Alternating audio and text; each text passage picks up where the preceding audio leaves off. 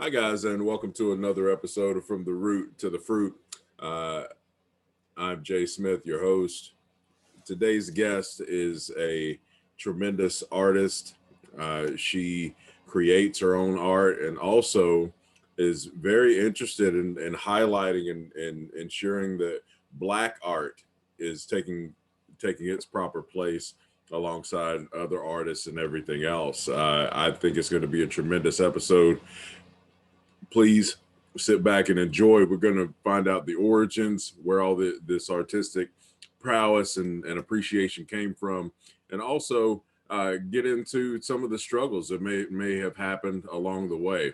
Uh, our next guest, Patricia Miller. No further ado, cousin, what's going on? Man, I'm just happy to be here. We getting through 2020.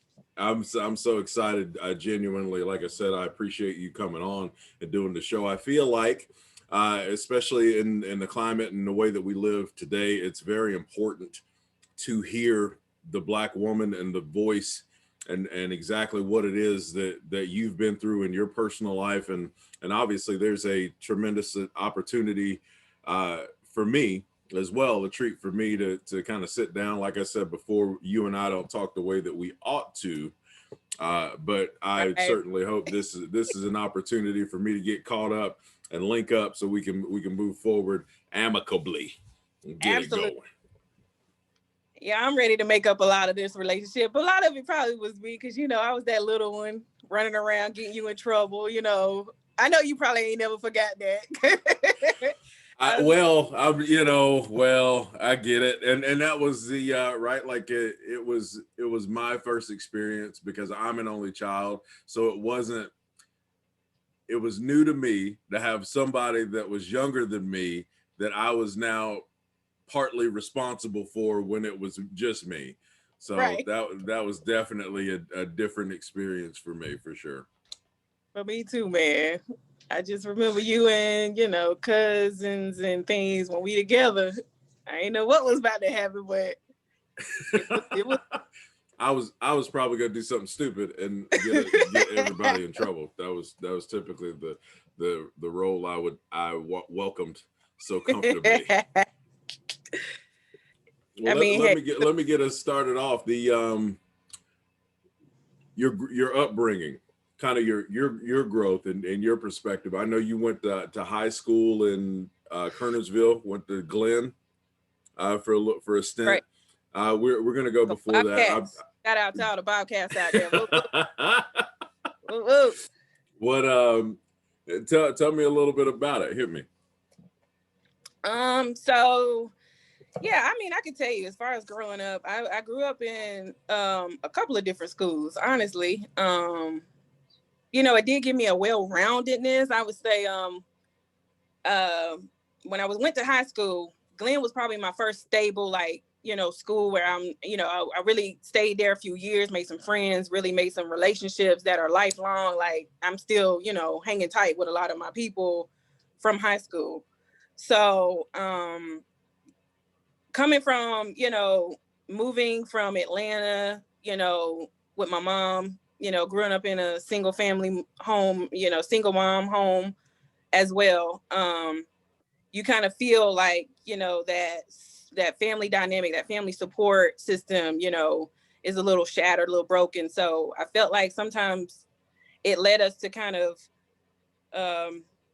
relocate a lot and move Right. to make things work.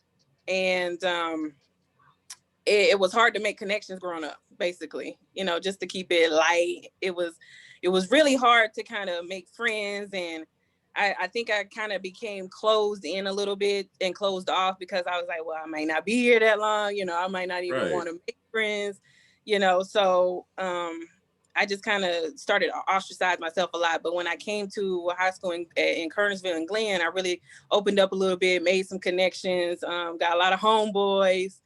And I started to kind of move into sports a lot. Like I was really into basketball. I was heavy into track. I did volleyball. So I think the team dynamic and the team sports camaraderie kind of made things work for me. Good. You know, it allowed me to get some emotions out that I had that I felt like I couldn't express at the time. And it made me, you know, feel more open to build things that I guess find some type of emotion. Cause I think I just kind of started cutting myself off, I would say. It was hard in Atlanta. Like when we moved in Atlanta, I didn't have a lot of friends. Right. You know, I was getting in fights. I was on the bus, and, you Well, know, so I next mean, thing sometimes people got to get touched. I don't know. I don't. Sometimes, you listen. I ain't never back down from nothing. You know what I'm saying? Like it was going down. But, you know, luckily, you know, I'm that type of person that I'm open down. I'm down for whatever. So if you cool with me, I'm cool with you.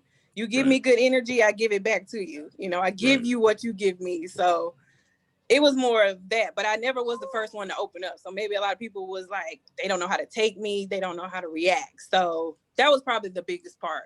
But yeah, man, like for a long time, you know, we stayed in Kernersville. So, you know, I was close to, you know, my friends. But when we moved away, I moved, you know, out there to Moxville, and I had to drive myself to school every day. Yeah, and that was interesting. That was very interesting. Yeah, like it's weird when you got to drive to Winston because you know that's where all your people at, and it's 3-4 o'clock in the morning, 4 a.m. You know, I had a little job, you know, at the Y. I don't even know if I should be telling you because I don't want to put my bad rep out there, but I know I was working at the YMCA. Okay. At the time, I was a senior working at the YMCA. And for some reason, I think, you know, I was probably out all night, you know, 3-4 o'clock a.m. Had to be at work at 7 a.m. coming from grandma, coming from at Moxville, you know. But I'm bad, you know, I'm bad. I can keep up, you know, I'm young. Man, I think I got to work and I'm a counselor, right? I'm a camp counselor. I mean, that particular morning, I went to work and I don't know what happened between 7 a.m. and 7:30. But I think I sat down and just took a little cat nap. Like I think my eyes just kind of drifted and got heavy. Next thing you know, I'm like, where are my kids at? And I'm like, look at where my kids at. Where did they go? And after that, I had to kind of reevaluate, man. I can't stay, you know, I can't do the party thing every night. If you go, and I say this to this day, if you gonna have a parking spot in the front, you better damn well be a gangster. Okay. Cause I tell you, boy, it's a pure test of just, you know, fortitude. How can I really be in the streets like I want to be? And then how can I make my money? But I know I only got a 3-hour window, but right. and a 30-minute drive back and forth. So I'm like, how can I do? But it worked out though. It gave me, that taught me a lesson. I was like, dang, I gotta be more responsible. So after that, I was like, you know what? Let me talk that one up. You know, maybe I'm not built for that anyway. You know, I don't really like them kids. Forget them kids. and that's the other side of it, right? Like you and we all do with growing through things, and either you're going to take something away from the lesson, or you're going to keep repeating the mistake, and that's just how it is. Like there's no middle. I wish there was a middle, but there's really not one. Right. So yeah, I mean, you know, high school was cool. I mean, I really, like I said, I made some connections there that still to this day we can lose contact, or not even talk for a few years. Because you know, but real relationships understand, you know, you grow, you develop, you come back together. So I appreciate those friendships I have, because I can come back and I can call up my friend right now that I ain't talked to in 6 months, and we'll pick right up like we never missed a day. Like those type of relationships grew to be important to me. So, and they stand to serve, right? Like even in you made a point to say that moving around and you never really felt settled, and able to be your open and be yourself. So it was different. So having those types of relationships that you can kind of put down and then go pick back up, like I feel like that you can speak to that far better than I can. But I mean, listen, I believe because I was in so many different environments, I was exposed. So just looking on a positive note, I did see a lot of different dynamics. So I did experience North Davie You're for welcome. a few months. I did experience that. So I mean, that was cool because, you know, I learned a lot of things that I think a lot of city public schools weren't really teaching. I'm like, wow, this is really dope out here. You know, I was learning a lot of different, you know, ways to do math. Like the teachers really are different. They wanted to take us to the mountains, and I was like, wow, this is crazy. You know, They get in, they go down. Yeah. I was like, wow, okay. But, you know, I really got my stamina there. Like I kind of, I guess how my mind is set up, like when I'm in a position where, you know, I'm not really certain of, I kind of just try to make my own world. And so I was really, again, heavy in athletics. So I took every opportunity to do running. I started my like long distance running at North Davie. Okay. Yeah. So I know during gym class, like they was like, just run the whole time, just run. So I was like, let me bust out 12 laps real quick. You know, let me do 3 miles. So that's where it started. And you know, I felt like that was something cool to kind of experience, just another side of it, being kind of a minority there as well. Like, you know, it was Yeah yeah. I was like, this is different in South Davie. Shout out David County school system. But right. Yeah. I was like, yeah. So and I knew a couple people from South Davie, so I was like, okay, this is different. I seen the difference. The dynamics is different here, but you know, it was very cool. And yeah, I mean, once I went from there to move to Kernersville, I went to middle school for a year, and then, you know, end up where I was at Glenn.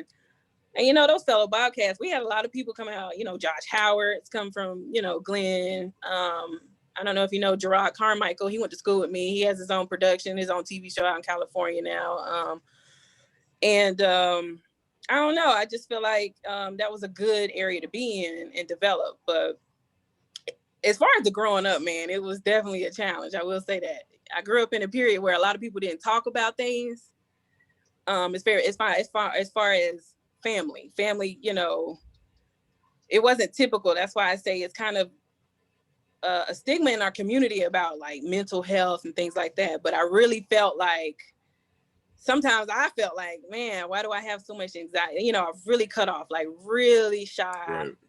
Really, you know, just didn't want to be in large, you know, put out front, you know, at first. So I was just like, I like to be a leader. I like sports. I like the camaraderie, but I'm like, I just really felt kind of closed in, you know. And I guess, you know, growing up, I felt like that would be something to talk to my own son about, like early, because I see some of the things that I used to do in him. So I felt like, let's have open dialogue. That's one thing I took away from it. I don't think I had a lot of open dialogue growing up. So it kind of left things uncertain. Well, You know? in all fairness, and we, you know, growing up in that culture, and I had to learn. I won't say relearn because I think it's a. I'm not here to poo poo on. I enjoy the way that I was raised. But I believe genuinely, I was taught to survive. I think there's a tremendous differential between where I am as a man now and kind of the things that I had to go through to get here. But the reason for it is you're taught it's that southern black culture is to survive, to get through, to endure. That's true. As opposed to giving, to your point, and my wife will tell you, oh gosh, love that woman. I love you too. Hey, Don.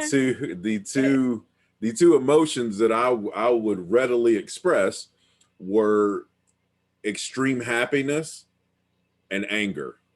There's 85 emotions between those two, but the only two that I was readily available to share were just those. But it's a part of, to your point, not feeling as though, and it wasn't that they weren't there. That's not it. You just didn't know. I didn't know how to approach having a conversation Right. It was just me. And when I was asked, because I was notorious for, well, what's wrong? The number one answer every time, I don't need Steve Harvey for this one, Right. was I don't know. That Exactly. was the number one phrase that ran out of my face, because it Right. was difficult for me to articulate what it was that I was actually feeling, whether it was the anxiety, the loneliness, whatever it was, right? Like I had abandonment issues. I've got trust issues. Jesus, like I got a Dead Sea Scroll over here behind this cabinet. It's just but it wasn't a lack of love like that Yeah, we had in spades, still do, uh absolutely. but it was Not a- genuinely just not knowing necessarily how I did it. And I suffer from this with my kids to a degree. How I did it is not the best way, and right. once you understand that, it was the best way for me, but that doesn't Right. mean that it's carte blanche, just Yeah, how it yeah, yeah. should be. But Yeah. kind of learning that and understanding that and developing through it. And I definitely had to learn, and the older you get, the more you understand, Right.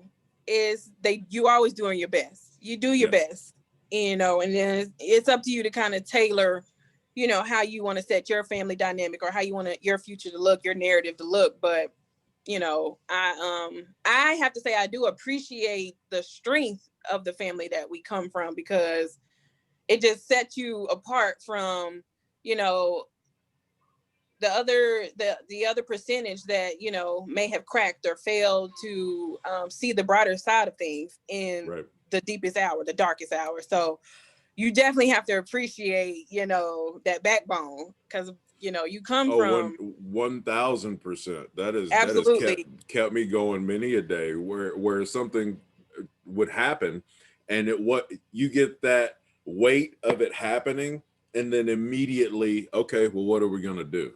exactly. And I just thank a lot of our family for just sticking in there and hanging in there and doing what they had to do with what they had. So, and Yes. we're not that far from our great grandfathers being owned, or having owners. So, but to know that we come from that lineage that turned it around, bought the land from their owners, and now they got their name on it, like, it's crazy, it's dope. And I can't do nothing but appreciate that. Nothing is perfect, and you have to No. learn that. But I definitely appreciate that dynamic. Now, I don't necessarily appreciate the picking the beans and coming up early in the mornings on Saturday morning and We got to go out did in what the we fields and had to what am do. I doing? And It's don't going touch those pots. That's what I know. Don't touch those pots while Granny go. in there cooking.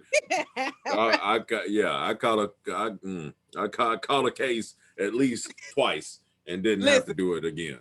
I ain't like, man, that bean picking thing got me though. I'm like, but I understand it now. I understand it, but I'm a city girl. Like I can't Grew live like up there, this. but I got a city heart. But I don't know. I just feel like, yeah, I did have to come and separate though from a lot of that, just to kind of know who I was and kind of relearn a lot of things that I know now. And experience is great too. You're given the tools to survive, and then you go off and see what you can accomplish and see what you can do. But just to kind of give a different perspective of my journey, of my experience. When I came down here, when I came to Atlanta, this was what, almost maybe a decade ago. Crazy. It's like almost, it was Wow. probably like 9 years ago. I came into a situation where it was relationships there. I knew my family was here. However, we never built that connection yet. So we're trying to get to know each other as well. When I came down here, I didn't really know my aunt very well at the time. But when you first come down here, you don't know what to kind of do, where to pick up the pieces because of where your mind is. I was a single parent, coming down here. My son was maybe almost a year old, not even not even one. And I I felt like back at home, in North Carolina, I was just getting out of college. I got pregnant when in my senior year in chemistry, and that may have saved me, because when I tell you I struggled the whole time in chemistry, but I said I'm gonna push through. I was like, I don't know why I'm doing chemistry, but I'm gonna do it. And I was like, I feel like it's supposed to happen this way. I felt like my family wanted me to do this, but I was like, I'm not a chemistry person. I don't even know why I'm doing it. You know, I'm sitting in my dissertation with my counselor, and we're talking about something crazy, something like nematodes and communication, quorum sensing. I can't even say the word. And I'm like, why am I doing this? Right. What's going on right now? Like, you know, but I wasn't in the mindset to give up. I was like, you know, I'm gonna try to make, you know, something happen here. But when I got pregnant, it forced me to kind of reevaluate what my wants and needs are, what I can do, what my capabilities are. Right. So that was kind of, and plus I did too much partying to stay focused. Well, you did what you had to do. Yeah. Listen, I didn't understand the type of commitment that you had to have. It sounded good in my head. I was like, yeah, I'm gonna go to med school, pre-med. I'm gonna do my thing. No, as soon as I hit that first party, I was like, oh shoot, this what this supposed to be like? Oh shoot. I was like, okay. Yeah. So like I said, it was an experience in college. Like, we kept a house party going. Like, we stayed, it was four of us. It was four of us that banded together, and we were inseparable. And we ended up getting like a off-campus apartment or whatever. And after that, man, we had people coming from Winston to the party. We was like, y'all come down here to help us pay our rent, dollar entry. Y'all come get it in, you know. And before you know, we had a whole house full of people. It was crazy. Like, black lights, we had the music going. We was wilding. We wild out, boy. Like, you know, the campus athletes, like the basketball, you know, they 6'9" in this little apartment, but they were like, what's up, you know? Yeah, been in there, you know. But man, I mean, we had some good times, you know. And then, like I said, you know, there was a few times, and I had to catch myself, because I was like, man, you know, if I get too wild out there, I may not be real back in. So, yeah, I mean, I remember one incident, and it was drinks flowing, it was partying, and we went to the party, and like I said, it was me and my sister at the time, and I had a couple friends there. And I think, you know, it was just a lot of testosterone. We was in a small space, and maybe it just got out of control. But next thing I know, you know, the party moved outside. There was a squabble, and somehow, you know, I think there was some words said to my sister, and next thing you know, I was on somebody's back. You know what I'm saying? Like, I was on somebody's back. Like, you know, so that right there, I was like, okay.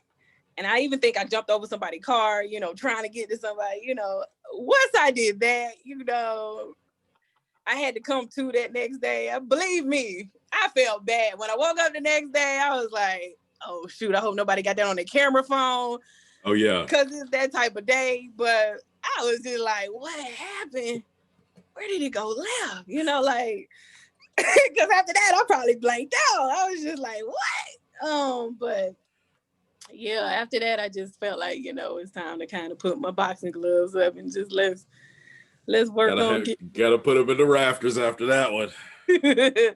You know, but I don't know. I appreciate. I really enjoy just developing into the woman I am today. You know, like, I'm really just trying to search for that positivity, that energy.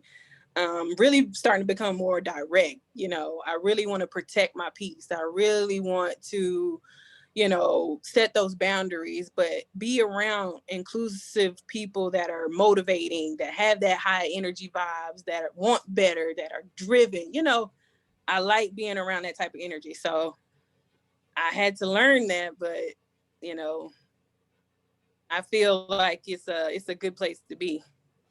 Can you see me? I'm sorry. Oh yeah, Okay. I got you. It's no Okay. problem. The and that kind of just transitions us right into art and kind of what you're doing in that space. Like you made Yeah. mention that you are heavy into making sure that Black culture is on equal footing. I try to steer away from saying in the forefront because Yeah. we're not trying to be in front of anybody, but we want to make Right. sure nobody's in front of us too. Like Exactly. don't let the smooth taste fool you. Hey. But kind of speak to that and what brought you to that space and to begin with. Obviously, spending a lot of time in college and everything else, and you enjoyed the party life, but you were on the books too. Don't let's not Listen. Now yeah, I was very even starting in high school, I was very studious. Like I really wanted to be successful. I was competitive in the way that, I like making the dean's list, the honor roll. Like I really wanted to be studious and be an athlete and, be well-rounded. So yeah, that part, I mean, I was always on the dean's list. So that was never like an issue for me. Hey, I did was you taking hear that? She was always on the dean's list, and she just swooped right over that like everybody doing it. Ha! always, like, and then I guess the sports kind of helped me. I knew you had to be, to be a certain type of leader, to be captain, you had to make certain grades. I was like, yeah, I'm down. I'm ready. Like I want to step up. I wanted to be that leader, especially the skill set, I knew I was that good, like, cause I had been balling in Atlanta and I took it back to North Carolina and I was just ready to show them what I had. I was just ready. So I really thought I was gonna go, beyond, where I was. Like after college, after high school, I wanted to go play for college at first. Like I was really that focused at the time. But I started doing art actually. Like, I was young. I was like in elementary school when they started seeing talents, and I started putting things in the fair, and things like that, and then it developed into in high school, I actually was like chosen for a Scholastic Art Awards. I actually had a lot of pieces entered for some art scholarships and got a lot of accolades in art. So that has always been my outlet. That has always been where I have my creative space and I felt safe to express myself. And a lot of people don't even know that about me, but I put it on hold after high school. And then recently, with all the inequality and all the, just the dualism of being Black today just kind of brought that out of me again. The dichotomy of just being Black, it just hit me into a world where I felt like I was responsible for recording the times. I was responsible for using my talent, right? So,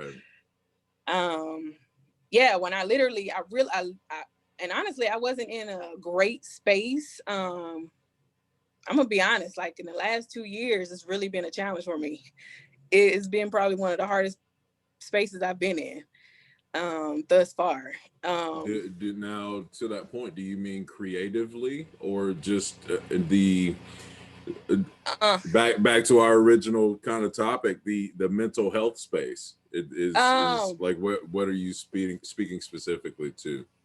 So I would say after having my son, I do think there was a creative block that was there. I think because my mind was so many spaces. It was a lot of there was PTSD. There was a lot of just hormonal things, anxiety. There was survival mode. I was definitely in survival mode for a long time after I had him because it was just the situation I was in. I not only thought it could have been better, I just felt like, it wasn't very healthy at the time, for where I wanted us to be. So I'm with you. It brought me to a space to move away to Atlanta and just refocus and start over from scratch. So that did impact me just being in a safe space to express myself, but honestly, in the last 2 years, I think my 2020 started 2 years ago. Like, from losing a lot, I guess I could say, in the least. In 1 year, I don't even think people could express it in a way that makes sense. But losing multiple cars, losing a home, pretty much, I don't even want to say, being out there like a homeless type situation, but it was kind of to the point where you don't really have an address. You like, what's up? I don't know what's going on. But I was trying to move into a place and it got flooded out. So I lost a lot of things. And then that year, I don't know if you know, that was when my mom got diagnosed with breast cancer. So Oh yeah. Definitely had to move into another role of, being like a caregiver and trying to build and mend a relationship there as well, and trying to care for someone that's not in a position to fight for themselves, or they're in a whole different space fighting for their life. It's just, Right. it was a lot. But and in the last 2 years, but when I say you don't know your strength until you got to use it, it was, a thing that I had to move through as well and experience. But it brought out, things for me that kind of just, it got to a point where I felt like, all right, today's another day. What's going to happen? It was like that. But I guess it kind of helped me remove expectation of anything. It's just like, you go with the flow and you adapt and, make the best of it. So. Absolutely. Now, do you feel as though I've had, obviously you're very unique in this particular facet.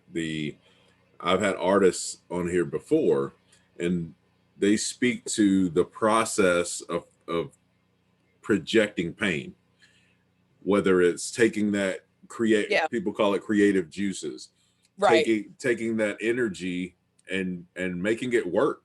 Right. Right. Like, instead of sitting in it and that kind of, like, making it generate something that's positive. Is that Absolutely. kind of what gave you the rebirth, the re-spark?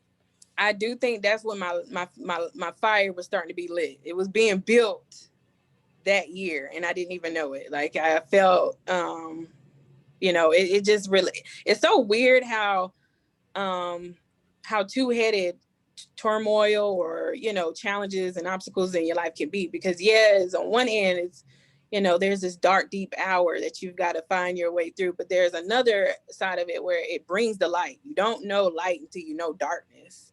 Right. And it just it shifted me out of just being in this fearful place to this, let's savage attack mode. Like, let's just make it, we gonna get it. We gonna get this, it was just like that. And I was just like, I was thankful for it because it just brought a different light to me. Like, it was crazy. Like, nobody understands where you are. Cause,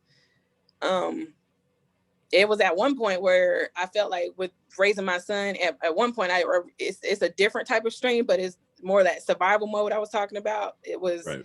It was more like, a strength, like I just got to keep pulling the boat, just keep moving your feet, one by one. Versus after 2018, it was more of a freeness. It was a let go and that type of strength. Like, you can make it through anything. But without the fear. Right. There wasn't a fear. So I think once I got the fear was released in 2018. 2019 was rebuilding me. So 2019 got me back on my feet. It got me a strength where I wasn't easily defeated by the energy around me, the people around me. It didn't affect me. I said, I'm going to change the dynamic of the room if I need to, type attitude. Oh yeah. If it's not positive, if it's not in the direction, that's conducive to productivity and things. So that's where I found like I drew my emotional strength. So little did I know, with all the police brutality, I think it was 3-4 years ago, Sandra Bland in Texas got shot. When that one right there hit me to my core. I don't know why, like, even to this day it hits me, but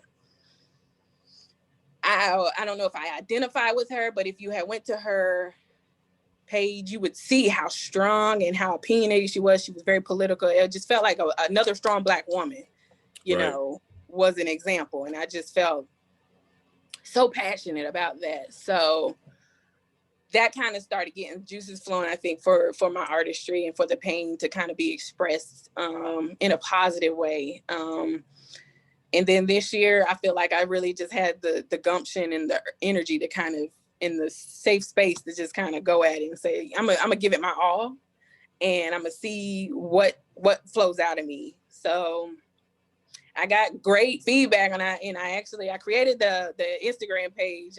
I have an IG page, art_by Patreesa, and I wanted to start I will put those links down in the description yeah, for you guys to go check out the artwork and everything as well. absolutely. It's just I'm still evolving. I'm still trying to get my flow. But I definitely think there's an area for me, and I literally just felt like this was the time. You know, this has happened before. You know, it's a cycle. 30 years ago, we were fighting this battle. 30 years before that, we was fighting the battle. But I feel like this generation is not playing games. You know, they like, we ain't taking it. You know, like, well, you and to your point, right? Like you and I've done it as well. Like you transition. One of my number one fears is fear. right. I do not allow myself to be afraid. If I'm afraid of something, I do it anyway.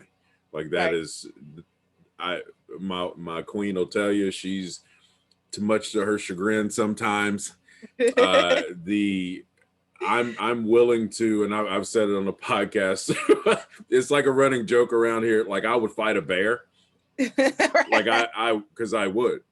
There's no. That's that farm strength. I've never started anything in my life, but I've never run either. So Right. it's one of those deals where I'm afraid of being that kid I was when I was itty bitty, where all I would say was I don't know, and I damn well knew. I knew how I felt. I knew what I wanted to say. I just didn't know how you would take it.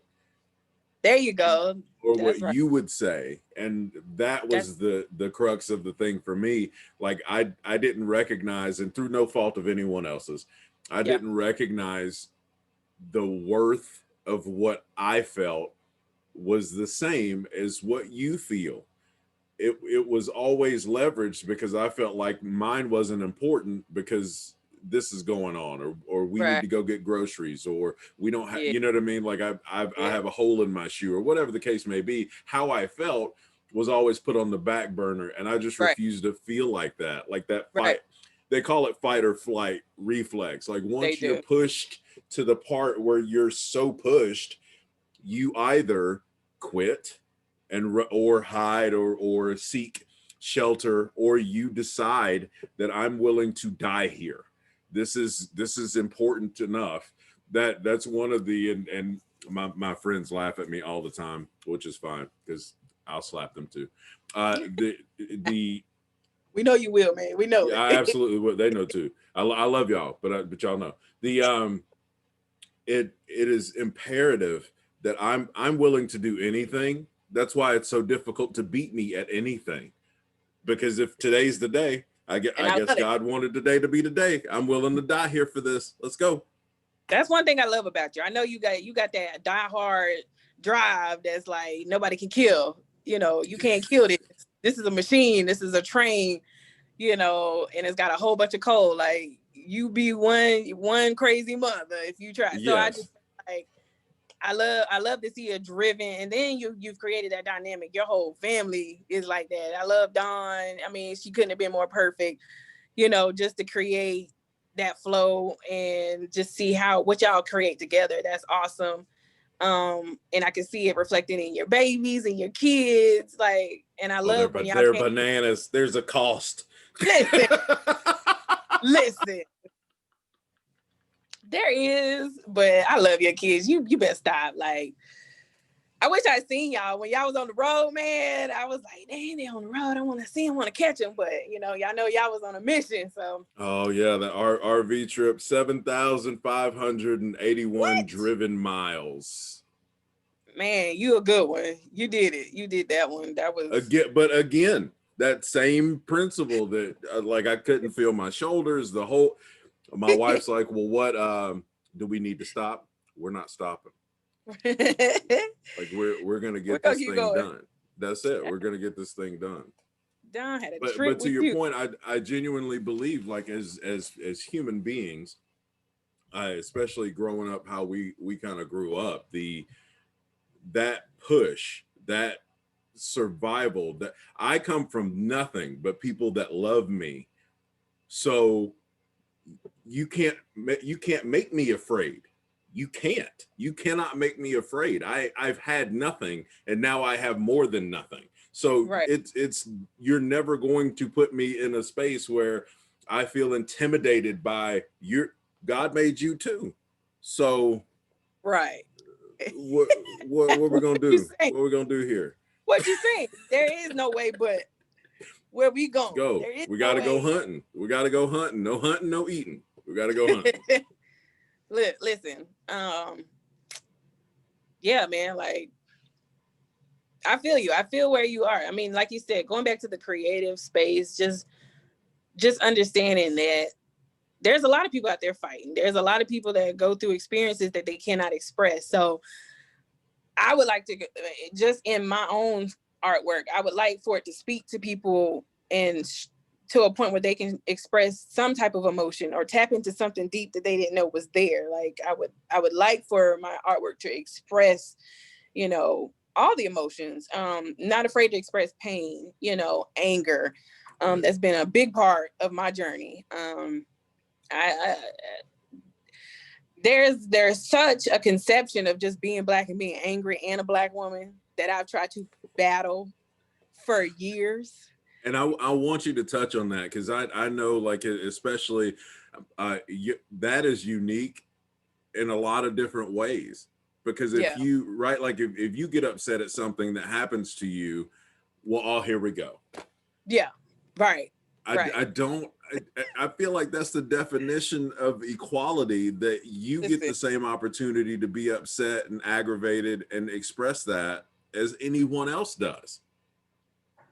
It's a two-headed sword. And I tell you, because on one end, just can learn just from my experience and just having so many expectations in life and having to learn to let those go and really be more open to reacting or being even proactive to what happens to me versus just, being angry and responding in that angry way. I will say that, it comes off sometimes as anger, but sometimes it's passion. Sometimes it is frustration. Sometimes it's, you don't know how strong I've had to be for so long. You don't understand, So when you're in a world where the narrative has already been, oh, she's a single Black mom, she has a child, she's not married. So it's, which, by the way, 40% of Black women are having kids that are not married. There's still a stigma there. And, oh, they must be on welfare, or they must be, they must need government assistance. They must be, they're going to try to get a check from the daddy. It's kind of like, there's so much that you have to overcompensate for almost. Like when I have to be professional and stand in front of a room of faces that are not like mine, I have to almost be overly prepared. I'm overly, trying to make sure, nothing goes wrong. I'm answering everything on point, no dots, no T's missed. And it creates this just, I don't know, this heavy burden of always having to be perfect. In a way, contempt. Yeah. That's what it is. That's what it is for me. Like yes, that feeling like there's this thing over you that nobody else can see. Yeah. unless they look like you, right? Where you have to be twice as good to get half. To Of what get you considered to be in the room, you get half. to get even in the room. I made a comment to my wife is a couple years ago now. We went to Canada, did some stuff, whatever. But you know what? You gonna stop playing that now. I she was like, well, what's wrong with you? I said, you don't understand how difficult it is for me. I have to make people feel comfortable with me before they get an opportunity to talk to me. Exactly. That and I'm sure like it's a different deal because you being a woman, being a Black woman, single mother, like all these things already, it's almost like you fit. And I feel like I have to have a lanyard that clearly expresses my education, my like 3 people that know me that's near here, like all these, you know what I mean? That's what I'm saying. You got like I need an excuse to exist. Right. Exactly. To a point where, I mean, I just remember, working for the companies I work in, I'm in the industry of, reconstruction, restoration, and insurance. So we're the first on the scene if there's a fire, if there's a water, a flood. And just having to work around so many people, first of all, men, and having to work around a lot of people that are of the Caucasian descent or not like me. I definitely am approached with some of the passive aggressive underlying Black jokes, so I can remember some of the stuff that was said to me. And I have to sit there and like, wait, what did you just say? We're at work when we I'm trying to be professional, but that's not work appropriate. I know you said something, but then I gotta let it roll off my shoulders, right? Oh yeah. Because if I express any emotion of discontent, like boy, like I've had to learn to let a lot of stuff roll off my back, And that's the part, like I'm curious, right? Like I've stopped doing that. Again, shout out to my queen, much to my wife's chagrin sometimes, because she'll get it started too. She'll be like, what you say? What your mama say? I know that's weird. Right. But I stop people right there. And I'm like, oh, I'm sorry. And I'm screwed up. America, the world at large, I'm screwed up. Don't do what I do. Don't do it. Listen. I want to make sure, like, I'm like, what'd you say? We wanted the same. Let me just tell you that. I'm like, what, but okay, tell me, expound on that. What did you mean? Because I'm trying to keep my hands in my pocket so I don't slap you in your mouth. So what did you mean? I would like an opportunity for you to expound on what you said. And it doesn't always go the way it's supposed to go, but now I feel like it's getting better, but it's getting better for the wrong reason. Like you should have known better than to say that to begin with. What about me or anybody that looks like me makes you feel like you have the express purpose to now talk to me any old kind of way? Exactly. And don't get me wrong, there's been a lot of maybe some, employment opportunities that I have missed because I've had to correct people of how they talk to me or approach me. Yes. And that opportunity may have shut down, but I'll tell you one thing. That's one thing you can't compromise is your brand, is your name. And it's definitely what you answer to. But I'm like, if you call me out my name, I feel like I do have to correct you because I stand in my truth. I stand for something. So if you compromise that in any way, we do have to check it. We do have to educate or do whatever, but it can't happen again. I do know that this can't happen again, but it doesn't remove that paradigm of entering a room and always having to say, okay, I got to prepare myself though. Why do I even have to feel like I've got to prepare myself entering a room where I'm not minority? I've got to feel like, okay, they may come up to me and say something, be on your guard. And it's always going to be the most offhand, stupid shit that You know, it could be. Like, I you be like, what? You know, and I just be like, you know, from my hair texture, to from you looking become a a certain way. novelty. Yeah, you become a novelty, and this is obviously not in every room, but too many rooms. Like you become a novelty. Like if you, I think Chris Rock said it. Like when he walks into a room, they're like, oh, they start laughing before he even starts talking. Like he's gonna say something funny. Yeah. Just let me be. Right. There's a thin line from being that persona and also being on display. Yes. I feel like there's a thin line. And so you really have to understand, like, wait, are you laughing at me or laughing with me? Like, what are we doing here? And so, yeah, I definitely have seen that play out in a lot of roles that I've been in, because like again, I aspire to, you know, I usually go for, you know, these positions professionally that, you know, kind of put me in the forefront, kind of, you know, you're managing teams or you're having to talk to professional executives. So when I'm communicating with them, I had to make sure I'm on point. Yes. But I feel like I have to also have that guard up. So, and I've met it a lot of times here in Atlanta, a lot of times, probably even more than I have in North Carolina. I'm not saying it's different, but the dynamic is different. When I came down here, I had to be, you know, reacquainted with society, almost like, oh, okay, so there's a lot of deep South mentality still here and deep rooted. So a lot of history here. But it was, like you said, as far as the burden itself, I think it was Lena Horne that said it, you know, it is not the burden that you carry, it's the weight of it, it's how you carry it. So you can distribute that burden and that weight in different ways, which is what I'm still learning.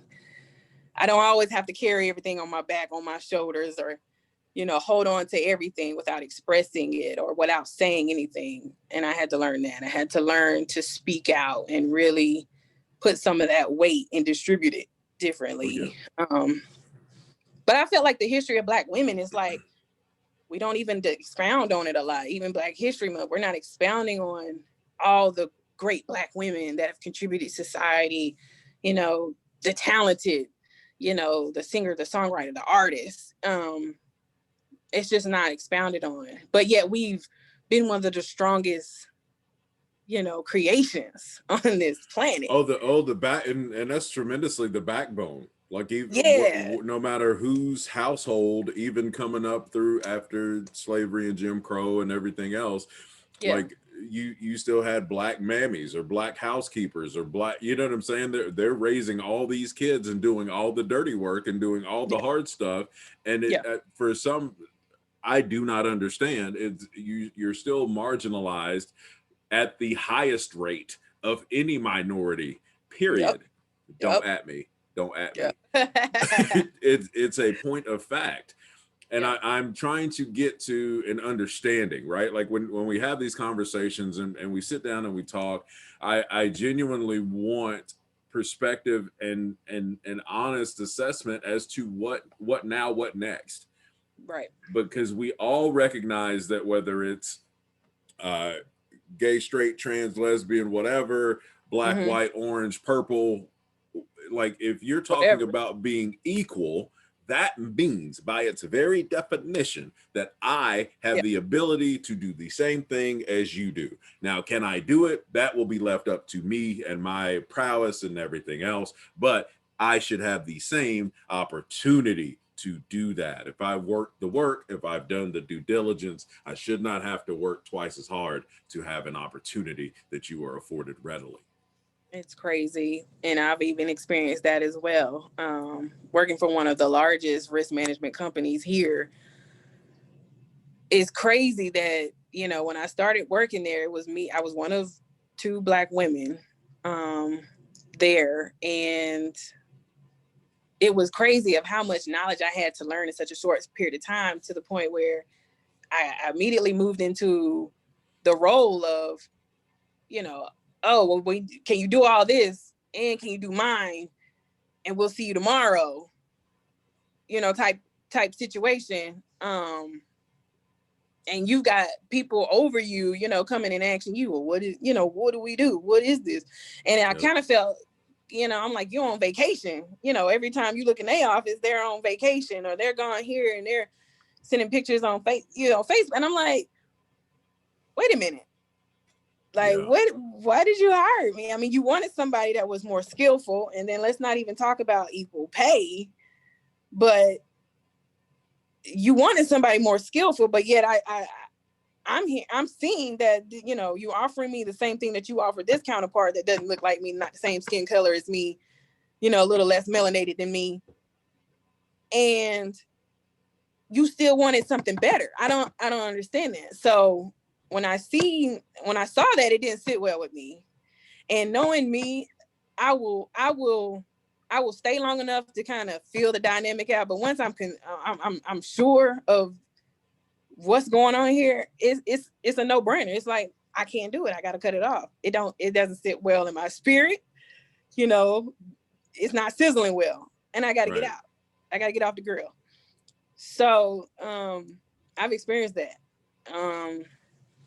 And how difficult is, I mean, that's got to be, right? Like in a real way, that's why all these things kind of happen, in my opinion. You're willing to do the work because you want to succeed. They see that you're willing to do the work and you're overqualified for the position that you hold. In most cases, not all, but most. But most. You're having to put yourself in positions to where you're either compromising your principles. There you go.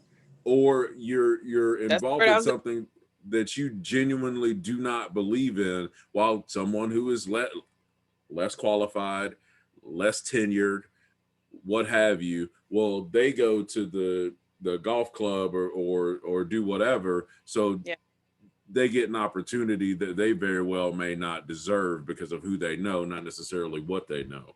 And it's crazy. It was definitely, they weren't even qualified. You know, they didn't know nothing about this position. Here I am being licensed, being certified, you know, having to take out and learn all these tests. And you got somebody that's over you that don't even know where to begin, you know, coming to you for all the questions. And that was my first reality, to the point where I felt like I couldn't compromise, just based off of what I want to teach my son.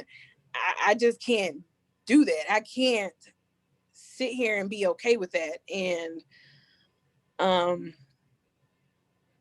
that type of it was a very political environment. It was very like a, you know, exclusive. It was the company did have a big name, so it's kind of like it did create a culture of who they knew. And by chance, me and my other counterpart got in, you know, which at first I thought was a blessing. I was like, wow, I mean, it's crazy for you to feel like you're qualified enough to be in this exclusive type of, you know, professional level. But don't forget, there's a glass window above you. You know, it's like you're always reminded, but you're there to kind of put your best foot forward. You're there to say, you know, I'm trying to see where I can take this, where I can go. But yet they're looking at you as an opportunist. Like, they're looking at you like, what can we get out of you? And when I start seeing them cut the lights off and go home, and I'm still sitting there, like, don't forget that deadline. Like, wait, where y'all going? We got a happy hour. Don't forget that deadline. When I seen that, I was like, y'all not gonna even offer me a drink on the job? I can't even get a sip for what y'all got? Like, damn, like, yeah. One of the, to speak to that for just a second, Granny, I called her because I was a wayward soul anyway. But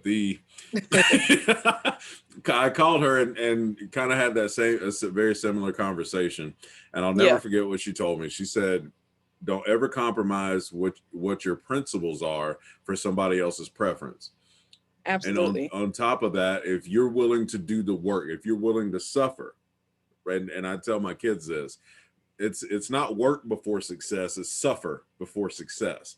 You're going to suffer for success. You're going to go without. If you're willing to sacrifice, if you're willing to go without it, your gift, whatever that is, will make room for you.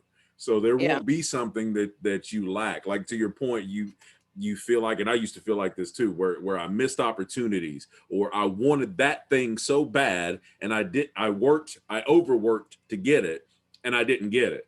Yeah. That wasn't yours to begin with. Yeah. Yeah. You're getting prepared for something even better than that, and you're going to look back on that and say, well, yeah, I'm glad I didn't get that, because if I didn't get that, then that window wouldn't have been open for me to climb through so I could drop down that laundry chute and hit where I was trying to go anyway. Man, I've had a lot of those. Like, I've had a lot of those.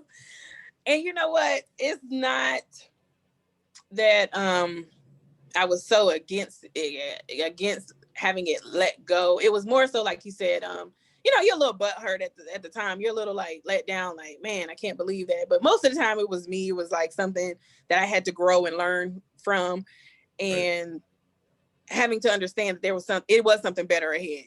This is your training ground. Don't get caught up in the small stuff. Don't get caught up in thinking this is all there is. Like, be willing and open for the experience. So when I started seeing, like, oh man, because I was at one company and I was like, okay, this is a new level for me. I'm ready. And as soon as I got comfortable there, it was gone.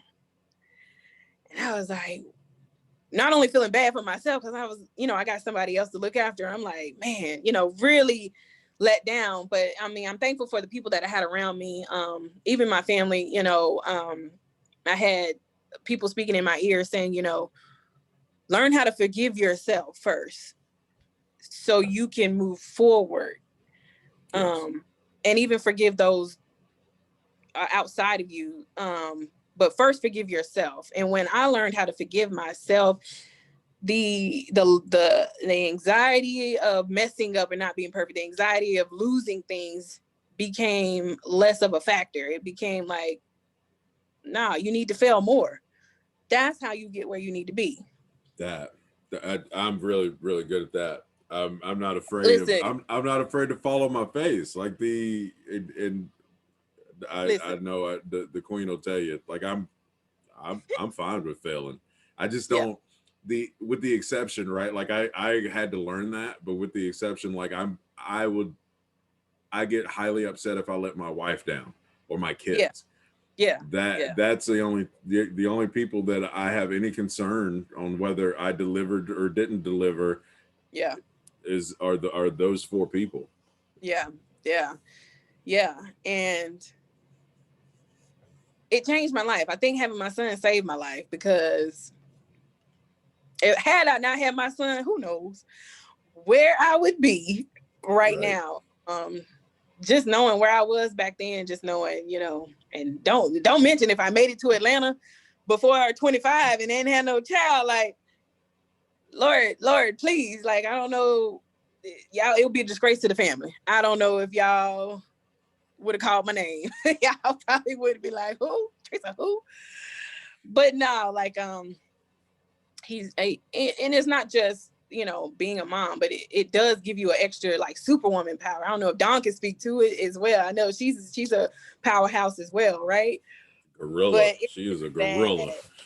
Man, like, she's an amazing woman too, and I could definitely tell. But kids show you what type of woman you are. And I feel like even for a man, I feel like your wife shows you what type of man you are.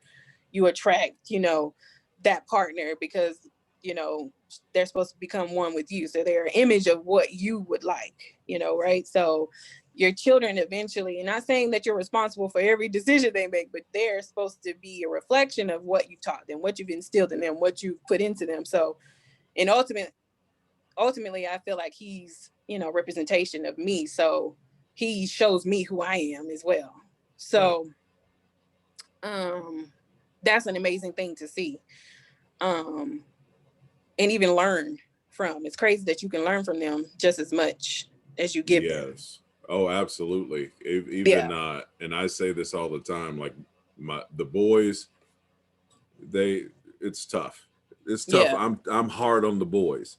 Yeah. But my daughter, I promise you, I had to relearn how to communicate through every stage she's gone through because she's a lot like I am. Like, I'm deep down, I'm very sensitive. Like, Yeah. I take almost, and my dong gets on me all the time. I take everything personally that happened to me. Like, that's Yeah. why I take it personally. So if you said something, well, babe, they weren't even talking to you. Yeah, Yeah. yeah, Yeah. it's one of those deals. But my daughter is really sensitive. So Yeah. how you speak to her is so much more important than what you actually said. Yeah. Yeah. Yeah. But I'm with it. absolutely, they teach me every day.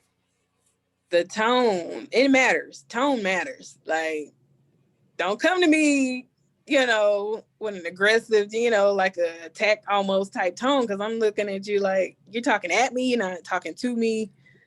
I don't receive any of that, like wall up, it's like, let's try again. But I've had to learn how to communicate too. And my son is a lot more like me, dangerous than I thought he would be. And boy, when I tell you, like, is that how I used to act? Oh Lord, like I see what they were talking about now. Like, but I really wanted to instill positivity in him, because I do, like I said, things that I'm big on are motivating the underrepresented, the ones that can't speak for themselves. I felt like I've always had that thing where I could fight for others. It's hard to find that energy for myself at first, fight for myself, stand up for myself. But I always wanted to protect the ones that couldn't protect themselves, and I've always instilled in my son, like, I really want him to try and do whatever you can. Leave your heart out on the field. And that was one thing we talked about in football. Like, he never played. This is the first year he played tag. And it was like, it was cool. He had a couple runs, but tackle was something crazy for him. Cause when he first got like knocked out, like, he was like, Mom, whoa, like, I just got knocked out. Like, he was like, I gotta get up and I gotta go hit them. And I was like, yeah, baby, that's what tackle is. You asked for it, right? Like, This is it. So, I just wanted to kind of instill in him, because another thing I wanted to tap into is not only underrepresentation, but also mental awareness.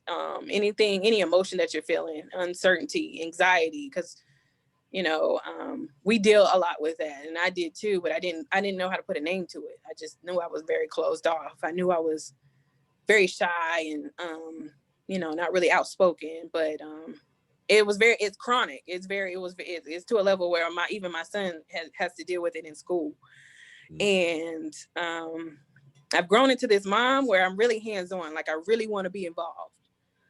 And we've been to a lot of schools, different schools, and we're at a charter school now, but we were at a different school where my son, it was at a time where I was putting in 60, 70 hours a week at work, right? So being that single mom, you're away.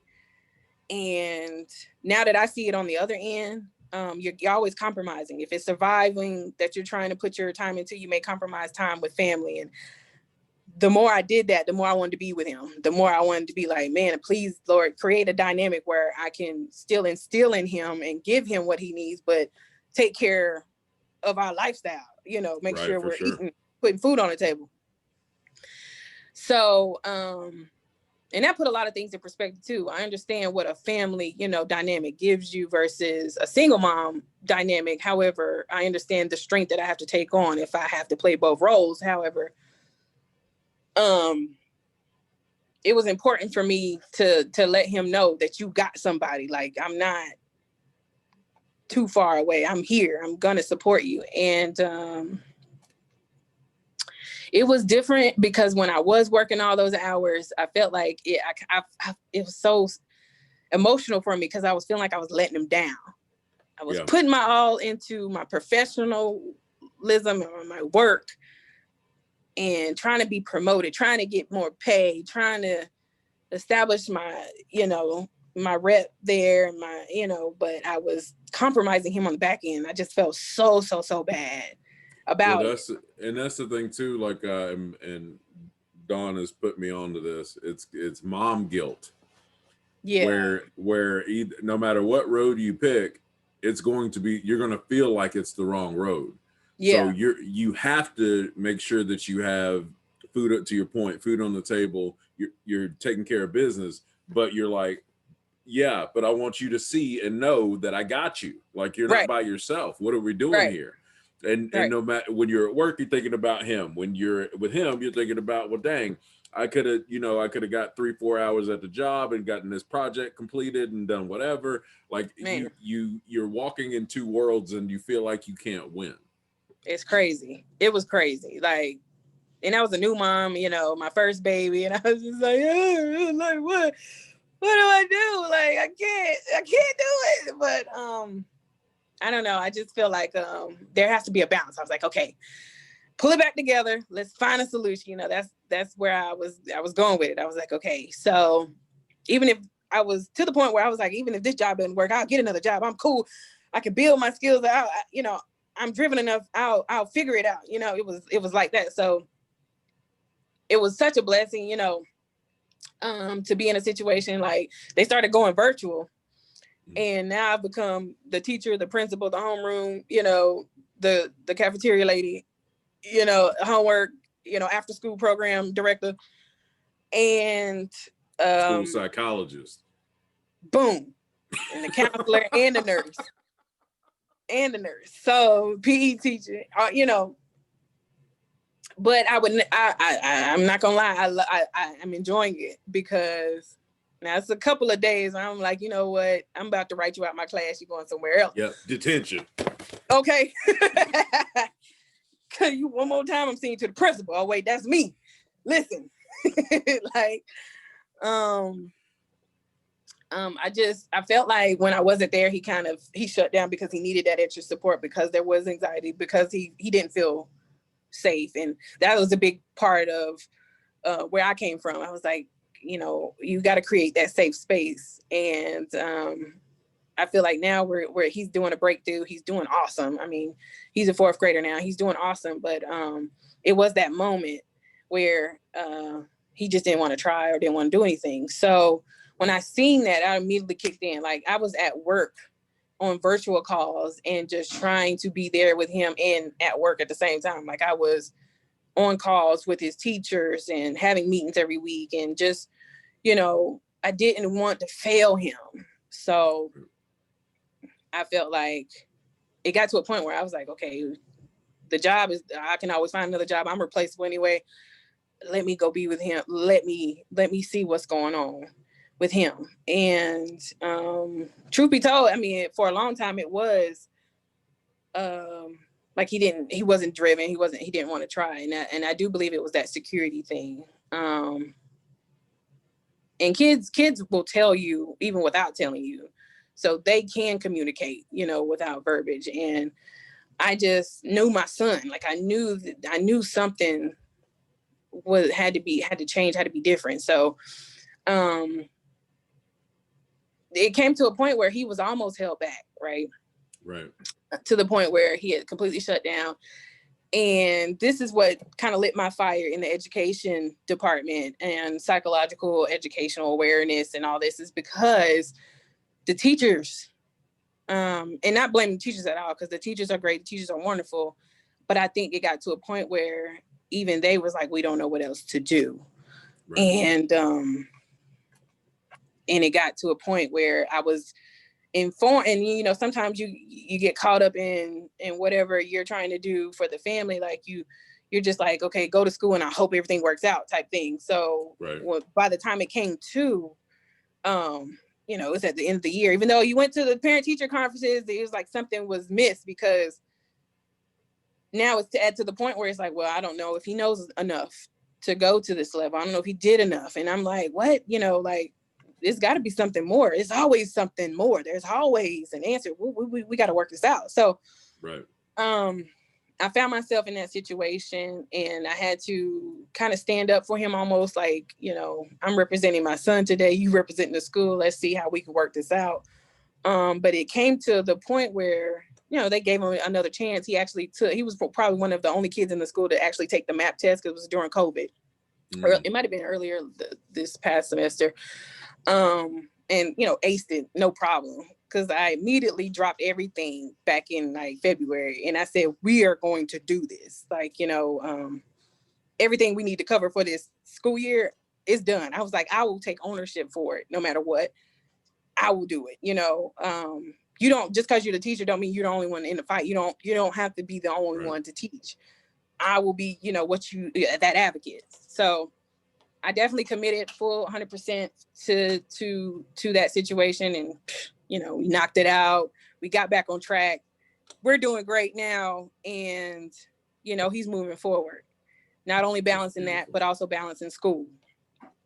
So, and sports. I'm sorry, not only balancing that, but balancing sports, and making sure we get everything taken care of. And I just felt like after seeing that process, it was a learning lesson for me as well, because so many, and I don't even know, I can't speak for a lot of parents, but I'm like, so many times do we sacrifice just the taking care of what we think, the bills and the exterior things that were laid upon us by, the patriotism of America. Oh, yeah. That we don't take a time and take a moment and live in the present for what really is value, what really matters. And that's, your loved ones, your family, your future, your legacy, so. Absolutely. Cause you never get it back, to your point. Like and outside of NASA or so, you know what I'm saying? Like you're just not, a job is a job is a job. The time that you spend with your kids and cultivating those relationships and making sure that they feel seen and valued, is tremendous. COVID notwithstanding, obviously, I didn't want to be sitting in the house and doing the thing for whatever. But it's given me far more than it's taken. The opportunity to, I see my kids absolutely every day. We're doing something, or we're hanging out, or even if they're not doing what they're fully supposed to be doing, and I'm still having a conversation with them. Like, it's still time that I will never get back that I wouldn't have had. Absolutely. And I try to make sure that I look at the presence over the presence. Like, you being there is far more important and of value for what they're going to be going through than having that new, although Logan still gets it, the new whatever it is. Like, having that is not as important as having me. Like having these conversations or being able to, I make a mean peanut butter and jelly now. You better ask somebody. You better ask somebody. Gotta try it. I bet you do, man. but it's great. And like I said, I wouldn't trade it for anything. What's next for you? Like, as far as 2021 and like next steps, what are you building toward? Obviously, we spoke briefly about you turning your passion into your profit, right? Like transitioning something that you feel, and I feel like that's a level of advocacy, right? Like for you doing art and whether it's Sandra Bland, the list of too many names, as I call it, like these individuals that are right, like these individuals being cut down. What speak to, like, I feel like it's advocacy for you, like having the opportunity to put that on display. Absolutely. Well, what's in the works is, definitely just still digging into my art history, the African American psychological things of what we deal with today. I'm really trying to tap into that, and I really want to express that. So I will have a website up soon where you can purchase these things. But I'm flowing into just different areas. I will have a t-shirt line coming out as well. That, be looking out for that. And that is actually created to promote being a Black mom, being just a heavily active, anything that you can think of, you will find it there. So just being a sports mom, if you're just a tired mom, a sports mom, if you just 1, 2, 3, 4, 5 moms, children deep, or if you just need that inspiration, if you need that mental break, mom, I just want to uplift. So I feel like that would be something next that's on my list, my project coming up soon. I also have a like hand painted like winery thing happening. So you can look out for that as well. But I'll have all the links for you soon. I think you have you have all of my Facebook and my Instagram for my artwork. But yeah, so those things are coming up. I'm actually also studying educational psychology. So I'm currently at Georgia State University, and I am, I don't know, look out for fall 2021, but I'm trying to get that done this upcoming year. So big things coming out for that. I definitely want to do more research. I definitely want to be in the back scope of the education system and really work toward putting things in place for kids that have, you know, don't come from the normal dynamic of family. You know, if there is a broken home, you know, how we can work with these kids that are not expressing themselves openly in school. I really do think virtual would be great for some kids that have anxiety, but, you know, just to kind of put some policies in place for that and in the future. And ADHD, you have OCD, you have ODD, you have a lot of things that are not touched on. So mental awareness, working on something where I can build a nonprofit for that. I would love to be a part of something like that. So I am definitely working on a lot of things coming up. So please be on the lookout. Please stay with me. I'm trying my best to tap into my passion, but I think you're absolutely doing great. I think you're doing great. Well, ladies and gentlemen, thank you very much. This has been another episode of From the Root to the Fruit. I've been Jay Smith. That's Patricia Miller.